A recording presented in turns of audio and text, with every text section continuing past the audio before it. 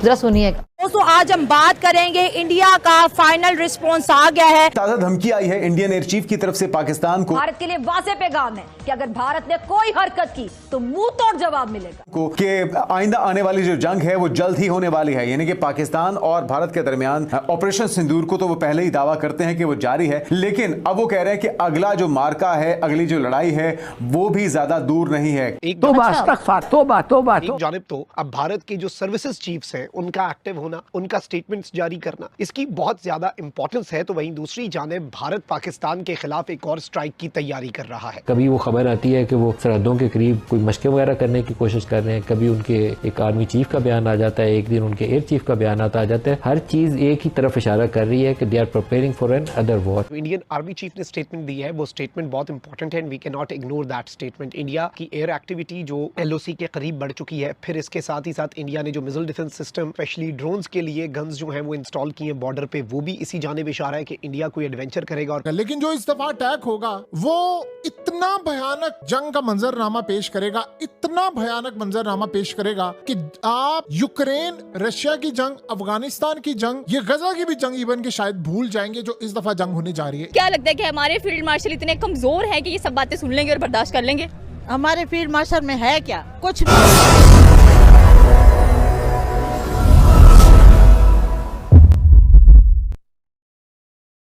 नमस्कार दोस्तों, स्वागत है आपका इंडिया गो फास्ट में।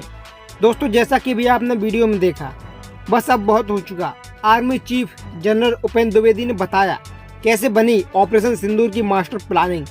जी हां, पहलगाम हमले के ठीक एक दिन बाद 23 अप्रैल को देश के शीर्ष सैन्य और राजनीतिक नेतृत्व के बीच बड़ी बैठक हुई, जिसमें सेना को खुली छूट मिली और शुरू हुई ऑपरेशन सिंदूर की वो रणनीति जिसने आतंक के ठिकानों को नेस्तनाबूद कर दिया और पूरे देश को एकजुट कर दिया। Army chief general Upendra Dwivedi ने IIT मद्रास में इसका पूरा किस्सा सुनाया था। जी हां, उसके बाद ही पाकिस्तान के army chief general Asim Munir ने भारत को परमाणु बम से उड़ाने की धमकी दे दी, जिसके बाद ही दोनों देशों के बीच तनाव बहुत ज़्यादा बढ़ गया और पाकिस्तान में अभी भी डर का माहौल है। जी हाँ, आइए देखते हैं इस पर पाकिस्तानी मीडिया की क्या प्रतिक्रिया है। तब तक आप इस वीडियो को लाइक करके चैनल को सब्सक्राइब कर दीजिए और ऐसी वीडियो देखने के लिए हमारे YouTube चैनल को सब्सक्राइब जरूर करें।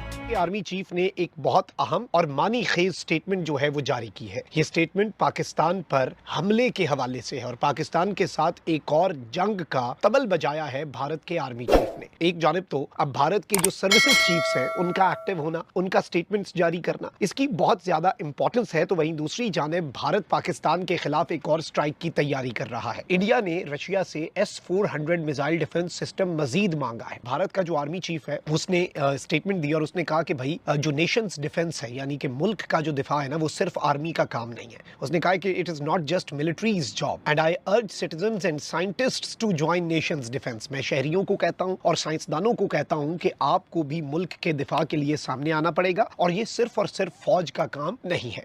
अब ये स्टेटमेंट इसने दी। अच्छा, फिर इसके साथ ही साथ इसने कहा कि नेक्स्ट वॉर मे हैपन सून, यानी अगली जंग जो है वो बहुत जल्द हो जाएगी। Army chief general Upendra Dwivedi hints amidst geopolitical tension के एक इंतहाई जियोपॉलिटिकल टेंशंस का माहौल जो बना हुआ है इस रीजन के अंदर, उस दौरान आर्मी चीफ जो है भारत का, वो ये स्टेटमेंट देता है कि अगली जंग बहुत जल्द हो सकती है, किसी भी वक्त हो सकती है और हमें उसके लिए मुकम्मल तौर पर तैयारी करना होगी। ये नाज़रीन इकराम इस जानिब एक क्लियर इंडिकेशन है कि भारत की तरफ से कोई एडवेंचर हो सकता है और भारत लगातार ये बातें कर रहा है कि ऑपरेशन सिंदूर अभी भी कंटिन्यूड है। इंडियन मिलिट्री चीफ है, उनका एक जुमला बड़ा अहम है कि war may happen very soon.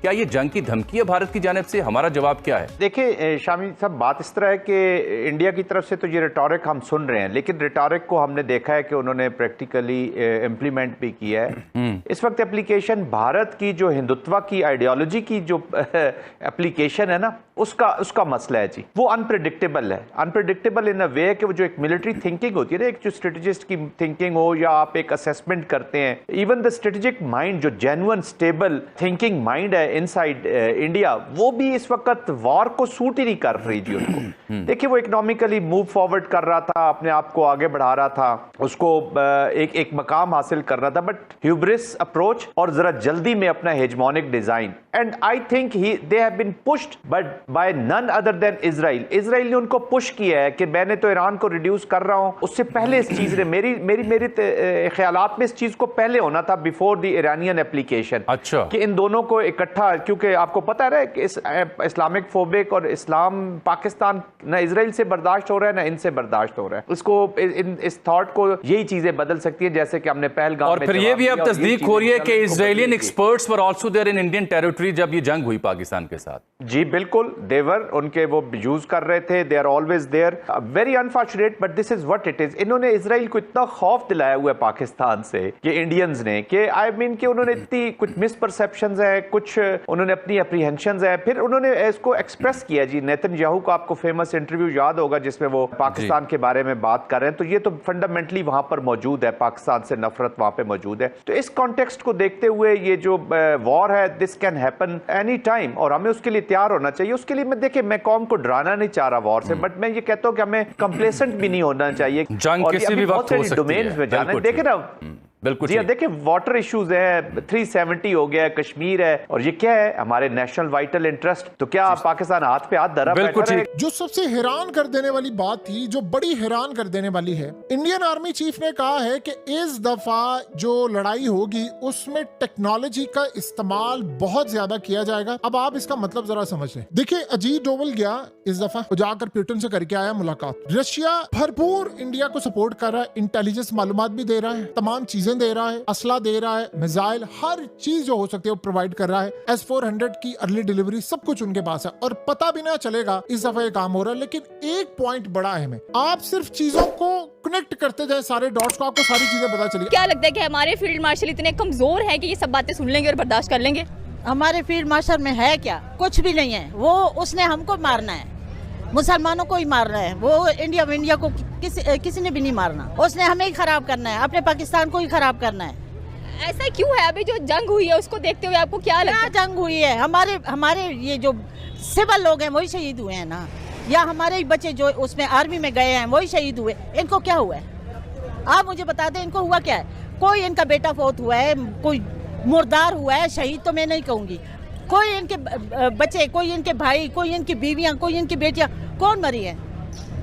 मैं तो शहीद नहीं होने, शहीद का लफ्ज़ मैं नहीं इस्तेमाल करूंगी, खासकर इनके लिए। तो अमेरिका के साथ तो बड़े अच्छे ताल्लुकात है पाकिस्तान के, तो अमेरिका के पास तो मैं तो कहती हूँ अमेरिका आ जाए, आ ही जाए, क्योंकि अब खरीदा हुआ है, उसी के उंगली पे हम नाच रहे हैं, आर्मी नाच रही है, सारा पाकिस्तान नाच रहा है, तो आ जाए। हमारे बच्चों का मुस्तकबिल खराब हो गया है। हमारा मुस्तकबिल, हमारे बच्चे यहाँ नहीं कमा रहे हैं, बाहर कमा रहे हैं, बाहर से आके इनके पेट हम भर रहे हैं। हमारा तो खून का एक एक कतरा इन्होंने पी लिया है। पाकिस्तानी अवाम इतनी मजबूर है, लेकिन कोई बात नहीं करता, अवाम बात नहीं करती। नहीं करता। ये जो बाहर निकलते हैं इमरान खान की खातिर, ये अवाम नहीं है, कोई कीड़े मकोड़े हैं। आपको